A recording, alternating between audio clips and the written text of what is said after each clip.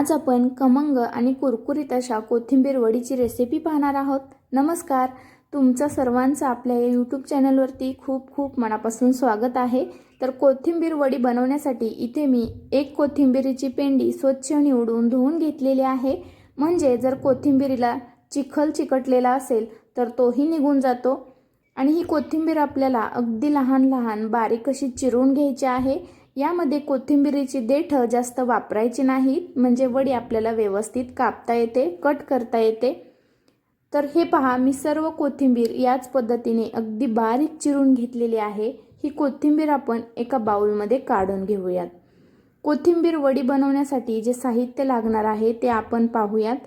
यामध्ये वडी अगदी कुरकुरीत होण्यासाठी अर्धी वाटी तांदळाचं पीठ मी इथे घेतलेलं आहे। जर तुमच्याकडे तांदळाचं पीठ नसेल तर तुम्ही 2 चमचे कॉर्नफ्लोअर सुद्धा वापरू शकता। 2 ते 3 चमचे पांढरे तीळ घेतलेले आहेत। तीळ थोडेसे जास्तच वापरायचे आहेत। 1 चमचा ओवा हातावरती चोळून घेतलेला आहे। इथे मी आलं आणि लसूण बारीक खिसून घेतलेला आहे। तुम्ही ठेचून सुद्धा वापरू शकता किंवा आलं लसणाची पेस्ट पण टाकू शकता। कोथिंबीर वडीची चव वाढवण्यासाठी यामध्ये 1 चमचा गरम मसाला टाकायचा आहे आणि चवीनुसार मीठ। जे कोणतं लाल तिखट तुम्ही घरामध्ये वापरत असाल ते यामध्ये 1 चमचा टाकायचं आहे। यानंतर अर्धा चमचा हळद मी यामध्ये टाकत आहे। सर्व साहित्य आपलं यामध्ये टाकून झालेलं आहे। आता हे कोथिंबीरमध्ये सुरुवातीला मिक्स करून घेऊयात। जर तुम्ही चॅनलवरती नवीन असाल तर चॅनलला सबस्क्राईब करा आणि बेल आयकॉनवरती प्रेस करा, म्हणजे नवनवीन व्हिडिओज तुमच्यापर्यंत पटकन पोहोचतील। आता यामध्ये आपण बेसन पीठ वापरणार आहोत। 1 बाउल बारीक चिरलेली कोथिंबीर आहे, त्यासाठी 1 बाउल बेसन पीठ मी चाळून घेतलेलं आहे, ते यामध्ये टाकत आहे। तुम्ही इथे निम्म बेसन पीठ आणि निम्म ज्वारीचं पीठ देखील वापरू शकता। हे आपण यामध्ये मिक्स करून घेऊया आणि आवश्यकतेनुसार पाणी वापरून हे पीठ आपण मळून घेऊयात। सुरुवातीला थोडं थोडं पाणी टाकून हे पीठ मळून घ्यायचं आहे। जास्त पातळ हे पीठ मळून घ्यायचं नाही, थोडंसं घट्टसर असं हे पीठ आपण इथे मळून घेऊयात। हे पहा, आपलं पीठ देखील इथे मळून झालेलं आहे। हाताला थोडंसं तेल लावून हे एकजीव करून घ्यायचं आहे आणि याचा एक गोळा बनवून घ्यायचा आहे। यानंतर वडी वाफवण्यासाठी एक चाळणी घेतलेली आहे आणि त्याला तेल लावून घेतलेलं आहे।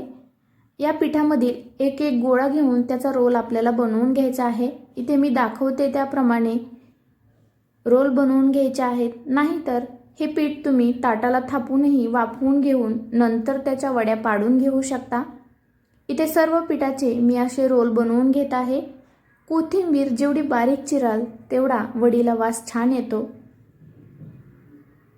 हे रोल आपण जेवढे जाडसर बनवू तेवढी वडी गोल गरगरीत बनली जाते। आता रोल बनवून झाल्यानंतर हे पहा, कढईमध्ये मी पाणी गरम करण्यासाठी ठेवलेलं आहे। पाण्याला उकळी आली की यामध्ये हे रोल आपण वाफवून घेऊयात। तर या कढईमध्ये ही चाळण ठेवून एक 8 ते 10 मिनिटे झाकण ठेवून आपण वाफवून घेऊयात। तर हे पहा, आपले रोल इथे वाफवून झालेले आहेत। थंड होण्यासाठी आपण हे साईडला काढून घेऊयात। झाकण काढताना एका साईडने काढून घ्यायचं आहे, म्हणजे त्याचं पाणी रोलवरती पडत नाही। थंड झाल्यानंतरच आपल्याला याच्या वड्या पाडून घ्यायच्या आहेत। तुम्ही अर्ध्या तासासाठी फ्रीजमध्ये ठेवून सुद्धा हे थंड करून घेऊ शकता। मी असंच वरती ठेवून हे थंड करून घेतलेलं आहे। आता यामधील एकच रोल मी वडी पाडण्यासाठी वापरणार आहे। तुम्ही हे रोल 2 ते 3 दिवस फ्रीजला स्टोअर करून ठेवू शकता आणि लागेल तेव्हा गरमागरम याच्या वड्या बनवू शकता। इथे एकच रोल मी वापरत आहे। वडी कट करण्यासाठी झिगझॅगवाली सुरी आपल्याला वापरायची आहे आणि हे पहा, अगदी छान अशा आपल्या वड्या इथे बनल्या जात आहेत आणि अगदी बारीक बारीक पातळ अशा वड्या कट करून घ्यायच्यात, म्हणजे छान कुरकुरीत तळल्या सुद्धा जातात।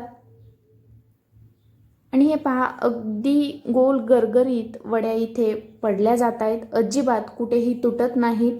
आपण बारीक बारीक कोथिंबीर चिरून घेतल्यामुळे वडी सुद्धा अगदी छान बनायला मदत होते। आता या वड्या आपण तळून घेऊयात। त्यासाठी एका कढईमध्ये तेल गरम करण्यासाठी ठेवलेलं आहे। हे पहा, तेल आपल्याला अगदी कडकडीत असं गरम करून घ्यायचं आहे, म्हणजे वड्या छान कुरकुरीत बनल्या जातात. तर इथे मी सर्व वड्या तेलामध्ये सोडून तळून घेणार आहे. तेल जर जास्त गरम नसेल तर वड्या तेलामध्ये विरघळल्या जातात, त्यामुळे तेल अगदी कडकडीत गरम करून घ्या. आणि एका साईडने तळल्यानंतर दुसऱ्या बाजूनेही आपण तळून घेऊयात. वड्या अगदी छान कुरकुरीत अशा आपल्याला इथे तळून घ्यायच्या आहेत. आणि तळल्यानंतर आपण या वड्या काढून घेऊयात. तुम्ही पहा, वडी अगदी कुरकुरीत तयार झालेली आहे आणि रंगसुद्धा अगदी छान आलेला आहे.